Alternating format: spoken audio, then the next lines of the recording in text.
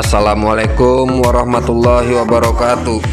Selamat berjumpa kembali sahabat Sumatera Indonesia YouTube channel. Kali ini kita akan membahas tentang jalan tol Trans Sumatera ruas Padang Pekanbaru ya sahabat.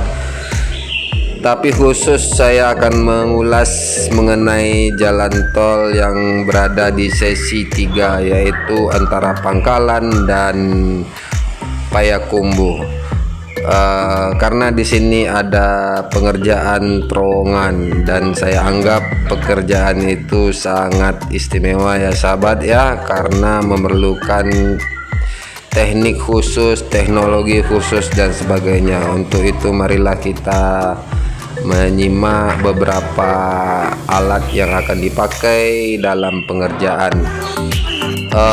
Payakumbuh ini Pangkalan Payakumbuh ini sahabat akan dilewati jalan tol sepanjang 45 km yang terbentang di 8 kanagarian Payakumbuh, Kabupaten 50 kota sahabat.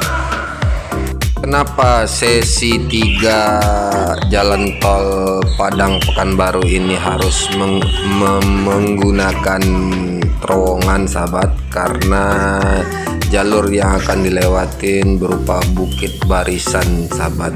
Makanya untuk memudahkan pengerjaan direncanakan menggunakan terowongan sahabat.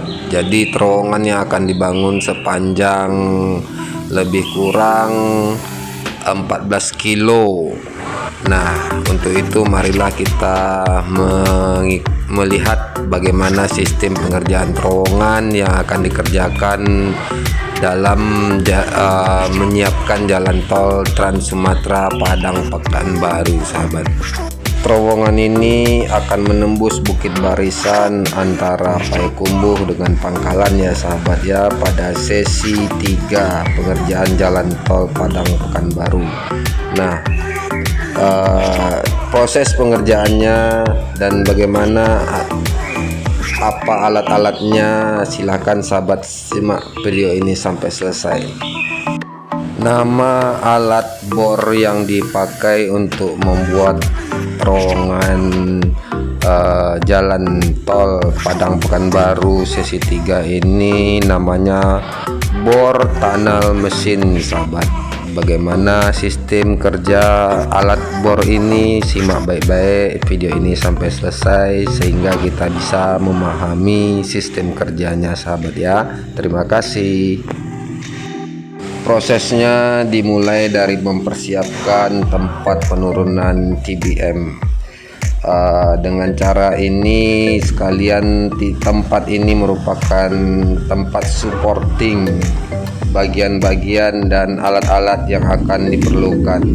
Nah, setelah disiapkan tempat untuk menurunkan TBM ini sahabat, baru proses penurunan dan perakitan TBM dilaksanakan.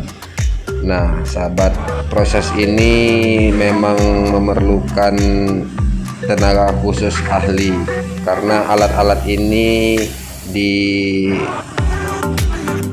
dikhususkan untuk menggali di dalam tanah. Jadi memang ahli-ahli yang wajib mengoperasikannya.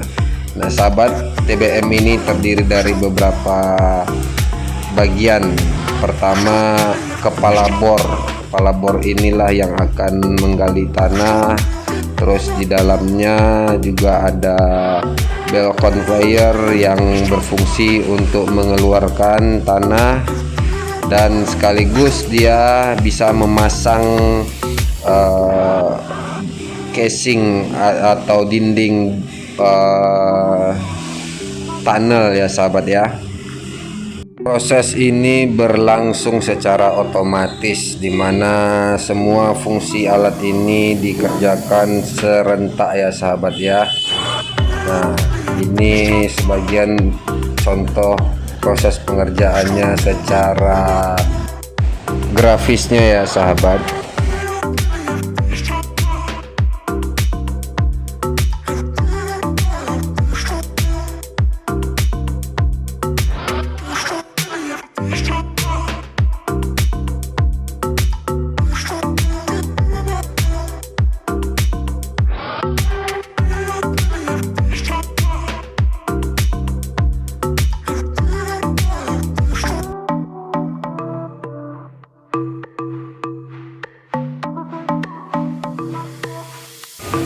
Material hasil bor langsung dikeluarkan melalui bel konveyor ke tempat penampungan di luar tempat pengerjaan awal, di luar tempat pemasangan awal bor tunnel mesin ini ya sahabat ya, TBM atau TBM. Nah, ini dia secara otomatis segmen beton penahan terowongan ini dibuat secara pabrikan untuk menjaga ukuran dan kualitasnya agar sama, agar waktu dipasangkan tidak ada yang meleset sedikit pun ukurannya. Kualitasnya juga dipertahankan sehingga hasilnya akan sama dengan apa yang diharapkan. Nah, itulah bagian-bagian dari bolt tunnel mesin atau TBM ya sahabat.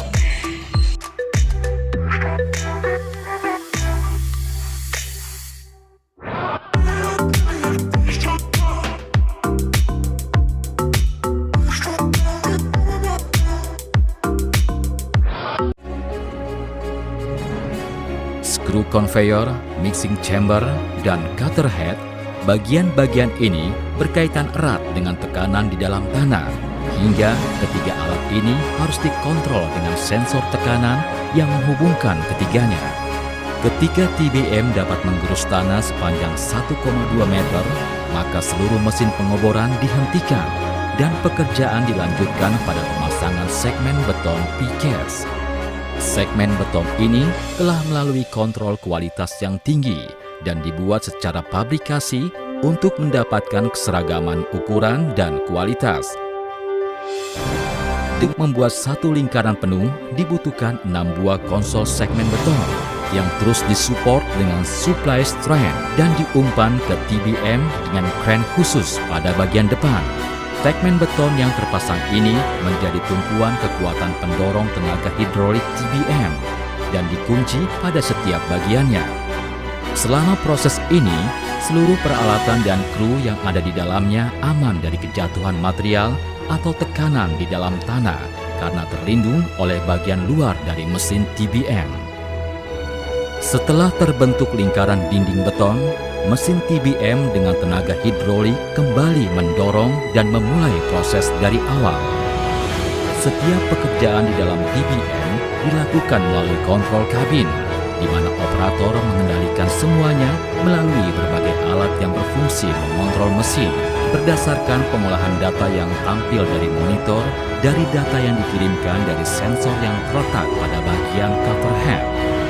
Sebagai contoh, jika ada beberapa bagian dari cutter head yang rusak akibat dari gesekan material, maka sensor dapat mendeteksinya dan segera dilakukan penggantian bagian cutter head yang rusak tersebut, dengan terlebih dahulu mengosongkan mixing chamber. Inilah tunnel boring mesin yang akan melakukan penggalian untuk jalur bawah tanah Nah sahabat, seperti itulah sistem kerja bor tunnel mesin atau tunnel bor mesin bahasa Inggrisnya, TBM.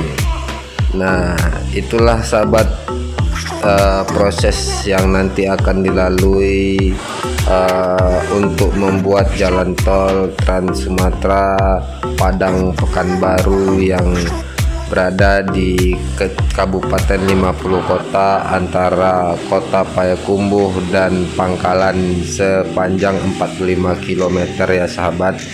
Nah, di situ prosesnya pembuatan terowongan yang akan melubangi sahabat perbukitan Bukit Barisan untuk membuat jalan tol Padang Pekanbaru sahabat. Ya itulah dia sahabat, selamat menikmati penjelasan dari saya. Semoga jalan ini cepat selesai dan bisa dimanfaatkan dengan sebaik-baiknya untuk kepentingan masyarakat banyak. Terima kasih sahabat, jangan lupa komen, like, share dan subscribe ya, supaya kami bisa lebih semangat lagi membangun membuat vlog-vlog video berikutnya. Terima kasih. Assalamualaikum warahmatullahi wabarakatuh.